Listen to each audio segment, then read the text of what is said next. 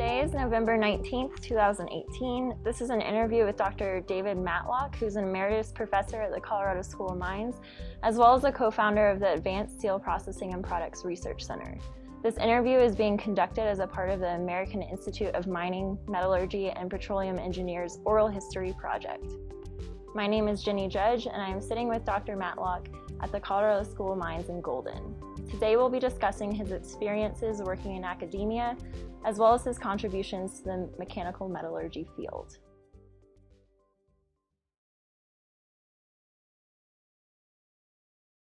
Let's start at the very beginning. Tell me about where you grew up. Well, first, thank you for taking on this assignment. I grew up in Austin, Texas. I was born and raised in Austin, Texas. Can you tell me what your parents did for a living? Yeah, my dad was a professor of civil engineering at the University of Texas, and my mom was a homemaker as well as working with him on all of his consulting and other projects. So did you know that you were interested in engineering from an early age? Did your dad's profession have any effect on that? Yeah, I grew up with a father that did projects in the backyard, in the field in the summer, and from the time I was about 10 or 11, I sort of was around engineering projects and had the opportunity to learn engineering from a very early age. Dad had an awful lot of influence on my life because of that. So I think that really is where I gained my real interest in the kind of things that I'm doing today, have done. And did you ever help him with any specific projects? Yeah, throughout my junior high and high school, I worked for him for a variety of projects. Through high school, I was the draftsman for all of his technical papers. Prior to that, I was helping him in the field with things like reading gauges. I learned early on to do things like install strain gauges to make transducers for some of the equipment that he was putting into the field. His field was soil mechanics, which is sort of related to mechanical properties of materials, just a little bit different from what I've been doing in my career. And he was involved with putting instrumented piling in the ground and then causing displacements to this to see how the pile interacted with the soil. And from that developed models that then led to the design basis for many of the offshore oil rigs at the time, particularly those that went into the Gulf. So we spoke about you helping your father with some of his projects, applying strain gauges and things like that, and maybe that had some influence in you getting into engineering. But can you think of any hobbies that you participated in as a young man that may have also influenced you? Well, yes, I did like to make things, and so I built model airplanes as a kid, young kid. I still build woodworking today, and one thing when I was about 16, I decided that I really wanted to buy a sunfish sailboat, and I couldn't afford the fiberglass version, so I decided I'd build one. And I found a set of instructions on a one-page instructions in a popular boating magazine and set off and built the sailboat. It was a great performing boat, and it worked just fine. And it also offered me some opportunities to learn about some engineering aspects, because second time I took it out, I got into a very high windstorm on Lake Austin, and the mast buckled. So I learned some things about engineering, like stress concentration and moment of inertia and material strength and engineering economics, because the single most expensive piece I had to buy was the aluminum tubing that was used for the mast, so I had to buy another one. But those are the kind of things I like to do, and in fact, I'm still woodworking today, and I have a complete woodworking shop in my home today. What kind of things do you make? I make mainly furniture and so we built several of the pieces of furniture in our house, and I'm right now in a process. We lost a tree in our backyard 2 years ago, and so I took the tree and I had it milled. I then stored it in my attic for a year so it would air dry. In fact, over the last couple of weeks, I've been milling it down to make lumber out of it, and my goal is to make a piece of furniture for our house that is entirely made out of wood that I grew in the backyard. And that's what I'm working on today. That's cool.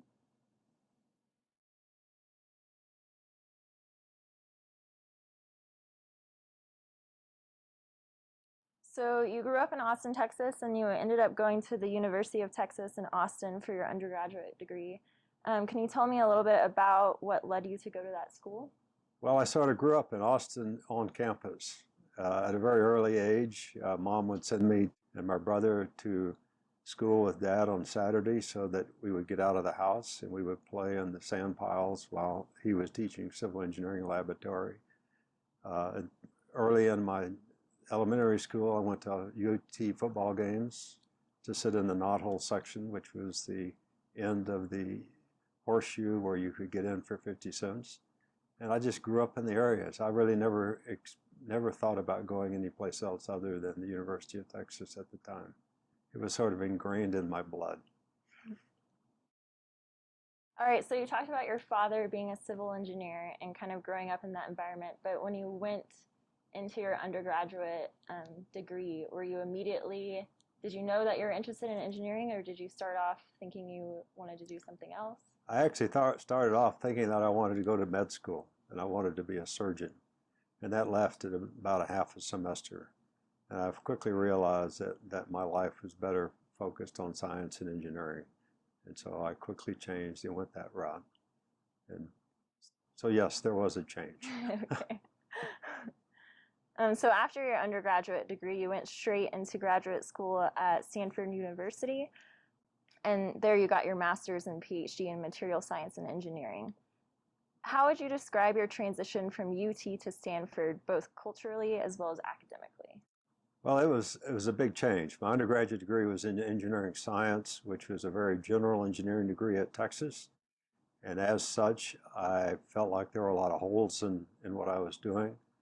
I did get interested in materials. That could be also related to some of my father's influence about his materials being soil and concrete. And I got interested in mechanical properties and testing and breaking things.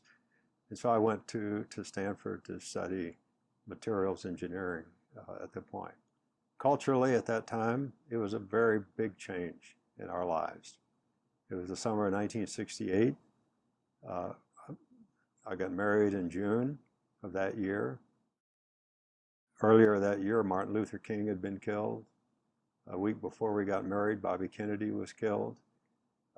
August of that year was the riots outside the Democratic Convention in Chicago.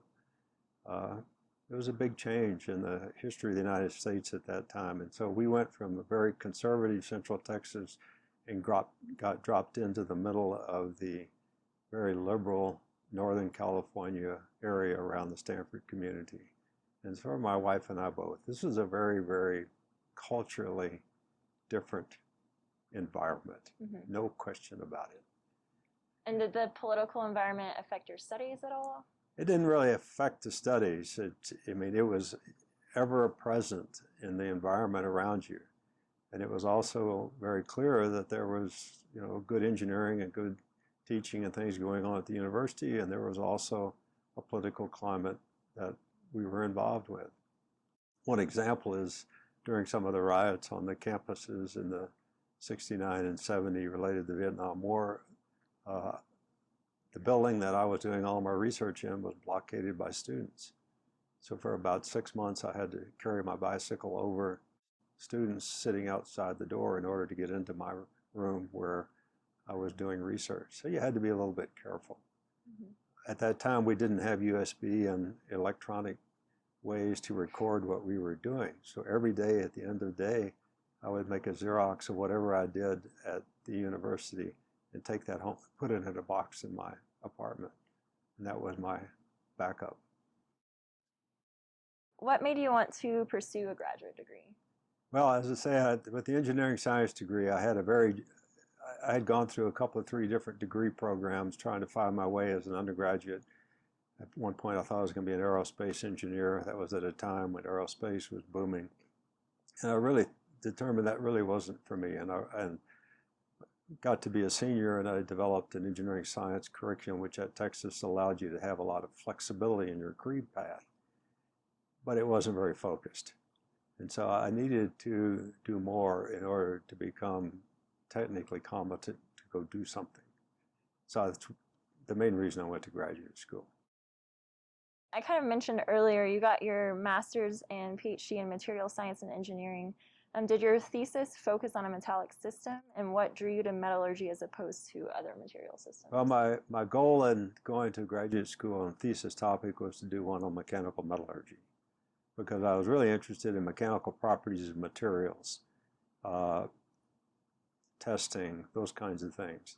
My thesis was on high temperature creep of a nickel-based alloy as a surrogate for alloys being used in nuclear reactors. And so yes, it was on metal systems, and that's what I was interested in. But more importantly, it was on mechanical properties, which is what I really wanted to do. I wanted to do that kind of part of our engineering curriculum.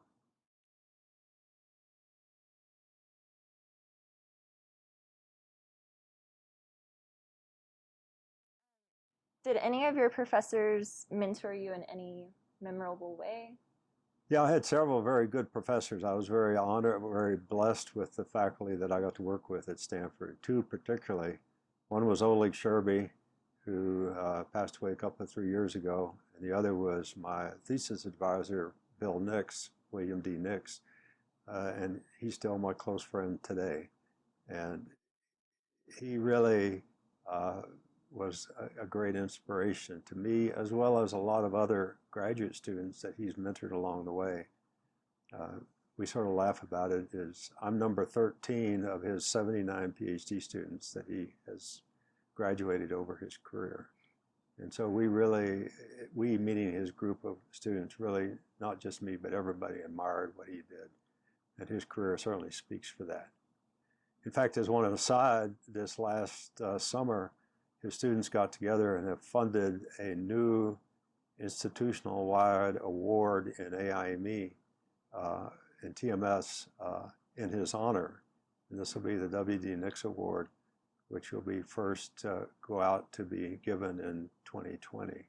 We're sending out announcements now. And so funds were raised to support the endowment. And this gives you one good example of how people thought of what he did for us. So before we move on to kind of your early years at Mines, do you want to comment on anything else about your graduate school experience? No, it was a great experience at Stanford. Stanford was, when I was looking around to go to graduate school, I sort of applied to Stanford out of a whim, and they somehow accepted me. It was a great environment to go to school. I really appreciate that environment. So yeah, it was good. And I have maintained a lot of friends. I met a lot of folks, and I still have friends that I communicate with today out of that graduate community. Unlike mine, Stanford's a little bit different, is they had very large entering PhD classes every year. It's a much bigger graduate program than what we had. And so you had a lot more students that you entered with than what we had. It was a little bit different in that sense. But yeah, so it was a good place to be, notwithstanding the fact it was a beautiful campus. Yeah. So moving on to after graduate school, you graduated with your PhD in 1972 and then immediately took a job as an assistant professor here at the Colorado School of Mines. Can you tell me a little bit about your decision to go into academia? Did you ever consider going into industry or national lab? That's an interesting question, mainly because I absolutely did not want to be a professor. I wanted to go to a company and make widgets. I wanted to make things. And in 1972, when I finished, there were no jobs. The engineering market was absolutely on its bottom. And as a result, I needed to find something. So at the time that the position announcement for this one came along, I said, well, I'll apply for that and stay there for a couple of years until something opens up. So I like to tell students today I'm in my 46th year of a temporary position, waiting for something to open up. But the decision was very simple. My wife was pregnant, we had no money, and we needed to find a place to do something. So that's how I ended up at Mines. And what do you think led you to stay at Mines instead of actually being temporary? What led me to stay at Mines is the environment. I love the student population here. I love the approach our students here take over those I'd seen at other universities. They're very focused on what they want in life. And then when I came, my responsibility was to not only teach, but develop all the mechanical testing facilities in the department. So I had the opportunity to sort of build a program at that time. Luckily, I joined the university in August of '72, 1 week after Dave Olson joined the university, and together these two young faculty spent a lot of time building this facilities in this department, many of which still operate today. And so I just evolved. And then a couple of years later, George Krause joined us, and we formed a partnership, which then ultimately led on to our research in steel, and then the Steel Research Center, which I think we'll talk about here in a few minutes. But so it was just an evolution of things that led to this being the right place to be.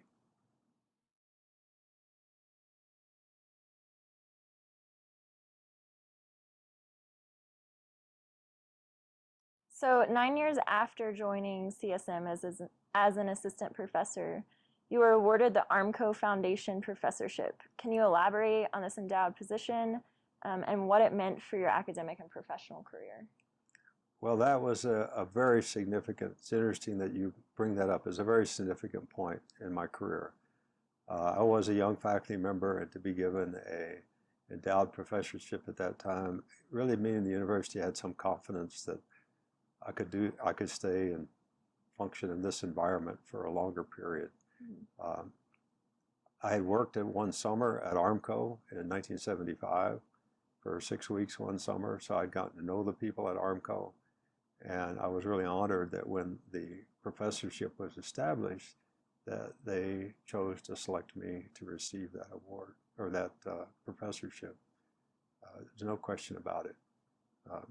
What is it? It really gave some exposure and position. At that time, George Krause had a professorship funded by the Climax Foundation. I had now one funded by Armco, and these were certainly significant titles to take along as we then developed our Steel Center through the '80s. So it really was a great contribution to what I've done around here. All right, we're going to switch gears a little bit and go more into teaching, and then we'll cover your involvement with the research center that you helped found. So you've received numerous awards for teaching over the years. What would you say has been the most rewarding aspect of teaching? Well, the most rewarding clearly is the opportunity to work with the kind of students that we have here at Mines. To see students develop and grow, and then be able over the years to actually keep up with them in their careers. And I still have students today that I had in the '70s come back and see me. I mean, that's just a real boon to what we've done. I enjoyed the type of environment. We had a program which was very laboratory-based education. I'm not a theoretical person. I'm very much of more of a lab-based type teacher, and I really appreciate the opportunities to do that. So it's that environment of the students, and then be able to work with them in the laboratories together, which really made it rewarding.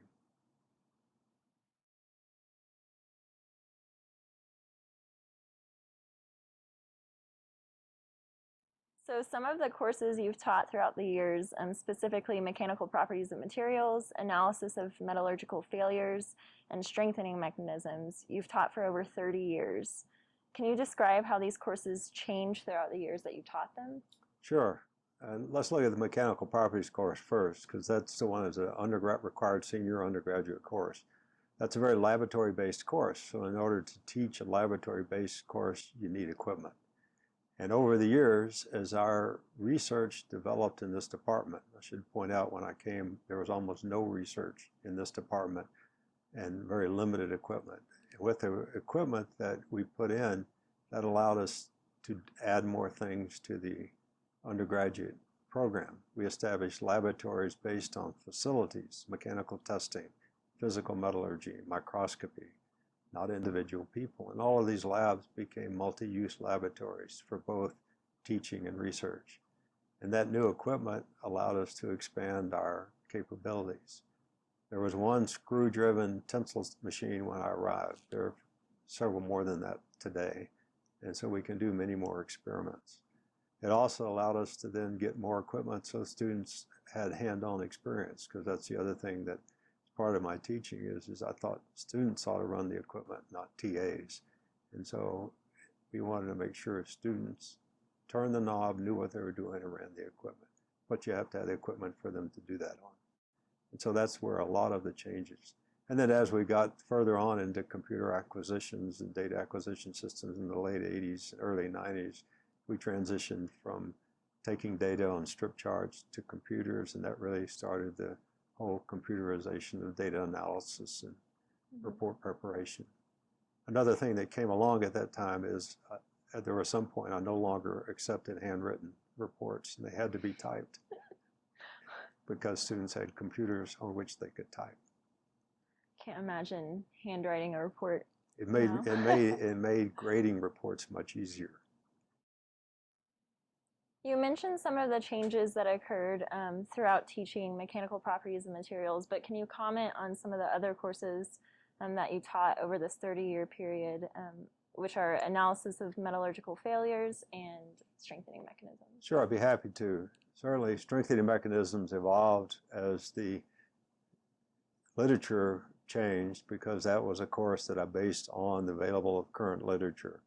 And so students were reading. There was no textbook, so the textbook was a compilation of papers. So as papers evolved, the content evolved for that one.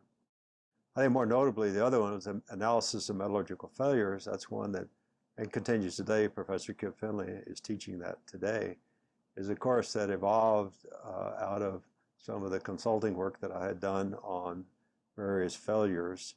The summer I spent at Armco in 1975, I had the opportunity to look at some failures with them on gear assemblies in the rolling mill, as well as some wire failures out of their wire plant. Following up on that, I got involved in the late 70s in Colorado and looking at being an expert on looking at failures of ski components. And through those, and so I ended up doing quite a lot for several years on failure analysis, and one particular is the ski area systems. But really important is, out of all of those failure analysis consulting projects came to the classroom. And I have many examples where those ended up being examples that we used for teaching, as well as projects that students may have done as part of their failure analysis course. So through some of that work, I was able to then incorporate into the class projects that students would have to do, and then stand up in front of class and independently defend their work in front of their classmates. And then the classmates had to ask questions on what the student did. And so it's sort of bringing together some of that practical part of applying metallurgical fundamentals to solving engineering problems in what we call failure analysis. I think was kind of fun. And so over those years, today you hear very few incidents of ski area failures. There's significant changes have come about. Applications of non-destructive testing to ensure safety of the equipment, updating equipment, incorporation of design methodologies that are used in other transportation systems. And so today you just don't hear about them anymore. And I think that's a good thing. Yes, I would agree. What advice would you give yourself as a new professor, specifically related to your teaching responsibilities? Well, the two things I try to always do is, one, be prepared and be on time. And then the other part is to treat your students as peers, not as somebody that's less than you. And that's what I tried to do for my career. And that way you're all in this together. It's just we each have a different job. And so we have to do that. So that's what I would tell new faculty to do.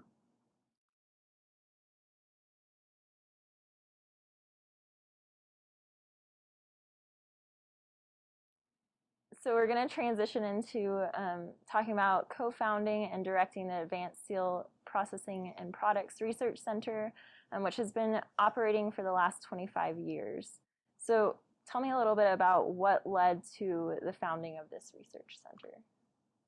That's several things. George Krause joined us in the early 70s, and today, together, he and I developed several programs on steel particularly the early days of dual-phase steel. We had some funding from the American Iron and Steel Institute. We had some funding from National Science Foundation. He came to Mines with a internationally known career in ferrous metallurgy, and together we developed several programs. So we had the nucleus of a steel research, and ideas came along in the early 80s to really go further. At the same time, the National Science Foundation set up a office called the Industry University Cooperative Research Center Program Office, to which you could provide a proposal to get some matching funds from the federal government to establish a Industry University Cooperative Center. So it was that growth together as a partnership, the opportunity within NSF to create some funds, and we wrote a proposal in '83 to establish a center that subsequently was started in '84 with 6 initial companies and 5 years of seed money from the National Science Foundation. 1989, the seed money, the National Science Foundation money ended, and we remained then as an independent industry-supported program since, and it's going strong today. Can you describe a little bit more in depth the structure of the center and how it might differ from other university research centers?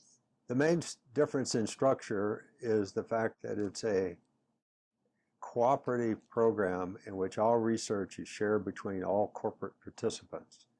We do not have projects for individual companies. We have projects for the center. Each company has the opportunity to put their information or their input into those projects to help operate them, but in reality is all the results are shared between everybody. So we're a consortium, and that's one of the big differences, and that's an opportunity and a challenge. It's a challenge in that you have competing companies working at the same table together. It's an opportunity is that you can bring people together to find common ground, primarily in pre-competitive research that we can do within the center. And so that's really the main difference in the structure.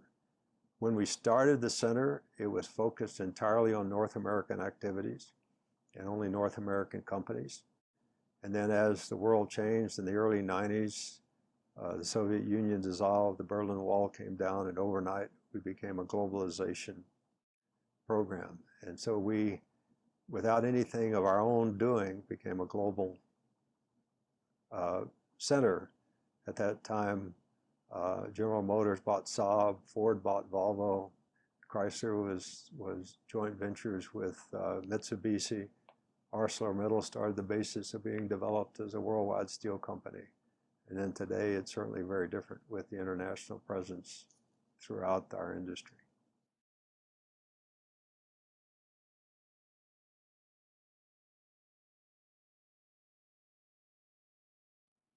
Can you tell me what you think is particularly beneficial about the industry-university partnership? You commented a little bit on that earlier, but maybe specifically from the student perspective?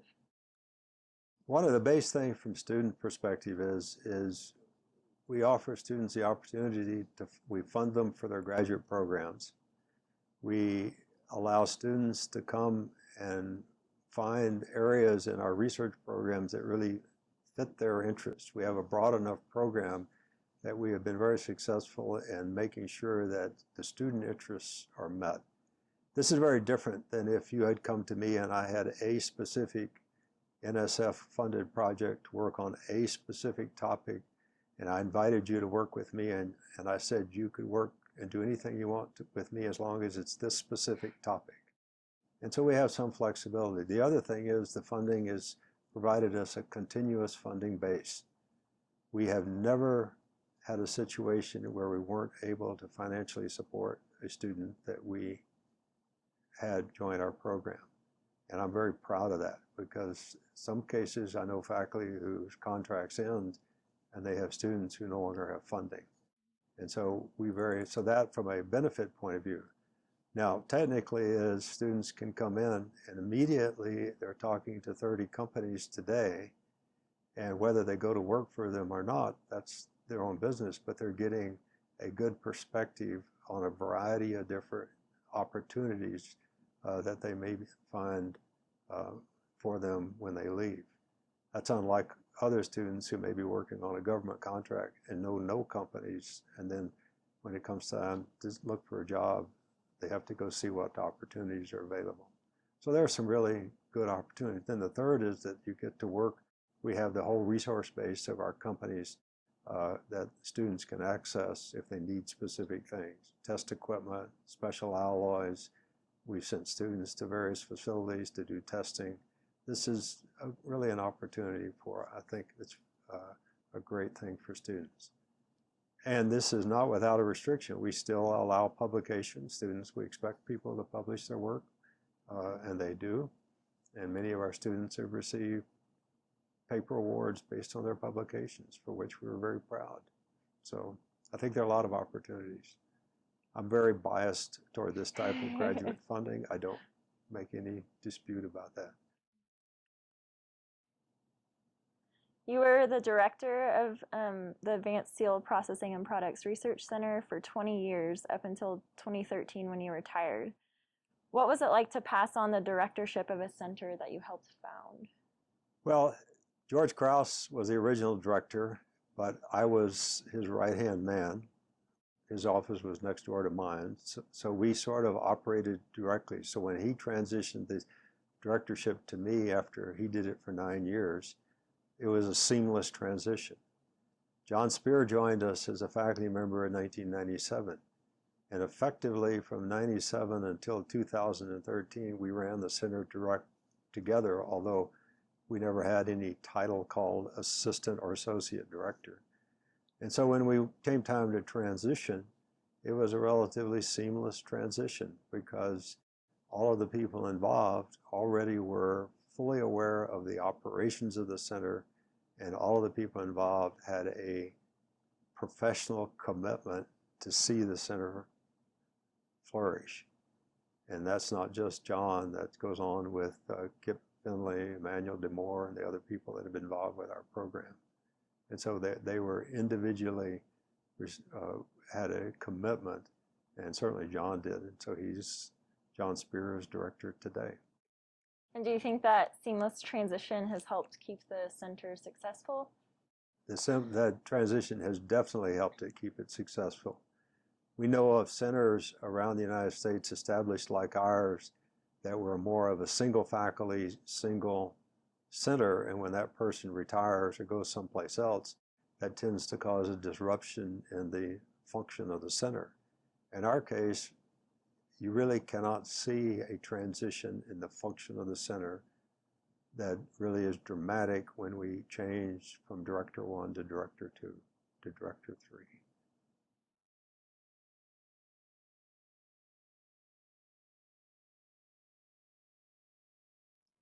So you've focused your career on physical metallurgy.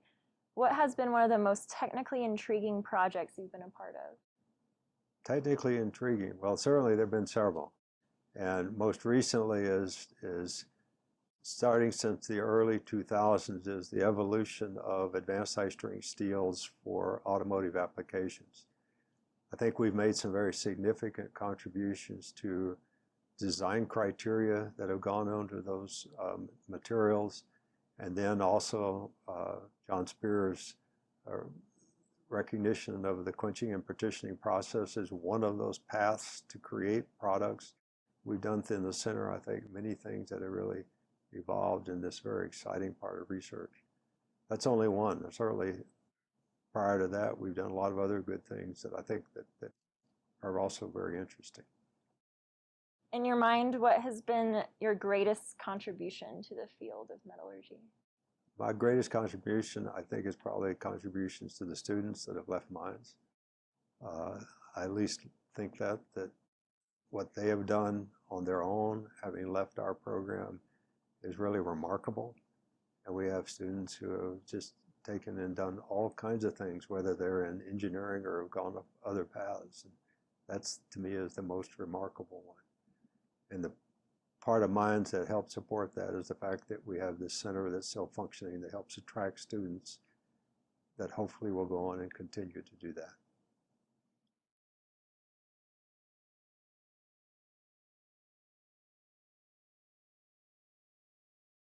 If you were invited to give a lecture about any topic, technical or non-technical, what would be your topic of choice?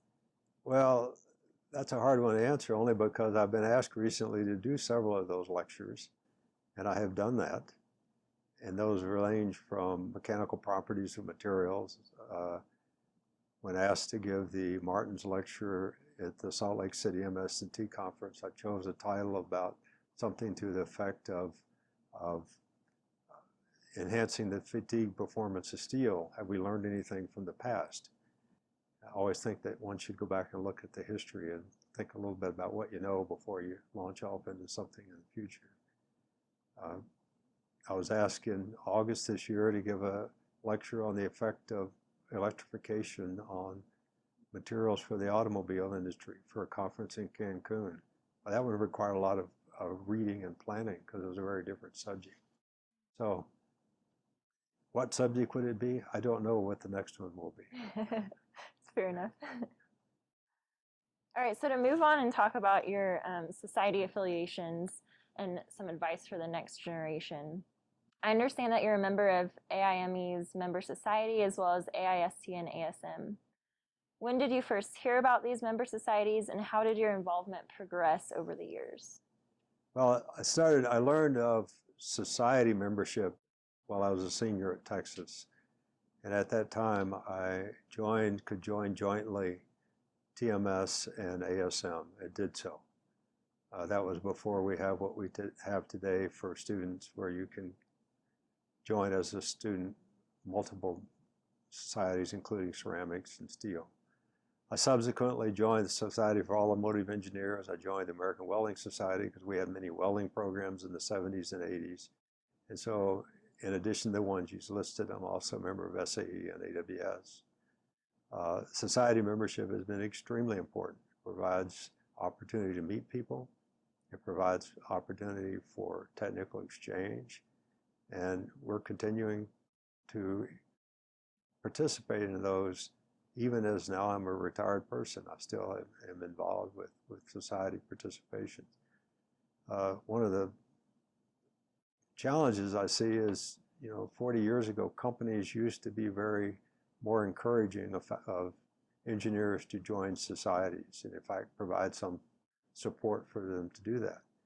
I see less of that today, and I think that's not good. I think it's important that companies as well as individual engineers need to recognize society importance. One of the issues that challenge in materials is there's been an expansion of number of societies.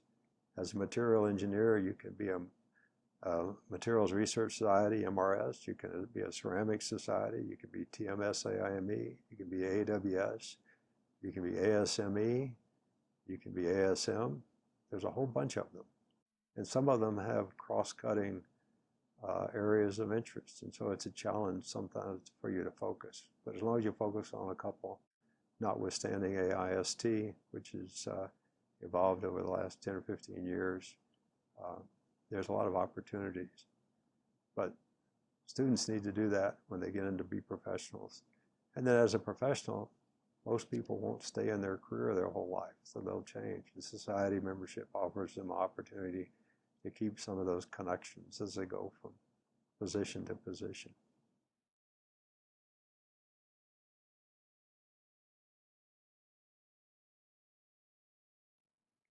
Can you comment a little bit more specifically on how membership has benefited you in your career? Well, very specifically is I've been able to receive a couple of 3 awards from various societies. Each of those obviously are things that help maintain and grow a career. I've participated in conferences over the year. TMS in the late 70s, early 80s had 3 conferences on dual phase steels in the early days. We were participants in all of those. Those books still sit on my desk today, and I use those. Last multiple years, our Steel Center has been involved with sponsoring conferences jointly with AIST. These have become known to be very, very prominent international conferences in a variety of subjects. those are all very important things as you go along, notwithstanding the opportunity to speak in front of the public and have to be criticized and answer questions openly in a public forum. I think that's an important part of it. And so this whole participation is important. We talked about how industry isn't necessarily supporting as many young people in these professional societies. So what do you think that AIME and other member societies can do to attract young people? Well, I think that they could just need to continue doing what they want and working through being able to make sure that the young people see opportunities and see benefits for participation. And they need to understand that professional development, their own professional development, is important. And the various societies have to be able to make sure that they can offer those opportunities for them. And along the same vein, how can these member societies attract even younger students, maybe in high school, to the metallurgy industry? Well, there are I know that ASM has been very successful through their materials camp, where they have opportunities for showing materials both to materials camps for high school teachers, where they learn about materials and take that back to their students in high school, as well as materials camps for high school students to come and learn about materials. That's probably been one of the most effective ones that I know that you put your finger on, because that has led to opportunities for students who might not know otherwise. It is a challenge to get out into the communities because you need to do it in a way that can integrate with the high school educational program. So we're going to wrap it up with a few more questions. So please tell us what has made working in academia meaningful to you, and what in your career you're most proud of. Well, working academic, as I said earlier, it's just working with students and people is probably the most rewarding part of what I've done. And be able to see that things that I was assigned the responsibility to do, I actually had some impact. Developing facilities, seeing students utilize those facilities, seeing students benefit from what they've learned here for developing their own careers, I think is important. You indicate what's one of the things that I was most proud of. I think probably the thing I'm most proud of is having been elected to the National Academy of Engineering in 2003. There's no question about it. That was a real surprise to me. And at that time, it was even more of a surprise because my father was also a member of the Academy. And so we were one of the two father-son or father's child pairs or mother-child pairs that were in the Academy at the time. And that was truly a real gratification of a career to having had that happen. No question about it. What advice would you have for today's young leaders in the materials profession? I'll say that you just have to be flexible. You have to be prepared, as you have. Let me take one good example of one new leader that's sitting here with me today. As you came prepared to this, it's simply, that's a good example. Be prepared for what you need to do. Be ahead of the game, and be flexible, because you don't know what's coming out there. When I graduated from Stanford, the year I graduated was the first handheld scientific calculator. Today you do everything I could do on that calculator on your telephone. Mm-hmm. You just don't know what's coming. And so you got to be flexible. All right, so that concludes what I have. Do you have any other comments before we? No, I just thank you again for taking the time to do this. I appreciate this opportunity for AIME to reflect a little bit on a career. It's been a great career, and I guess that I was afforded a really distinct opportunity to come to Colorado School of Mines. I think that we are what we are, and I really think it's different from a lot of places, and I've enjoyed being here. So in that sense, I appreciate that. Thank you again. Yeah. Well, thanks for taking time to sit down with us and answer some questions. Your life, hearing about your life has been really interesting. Okay.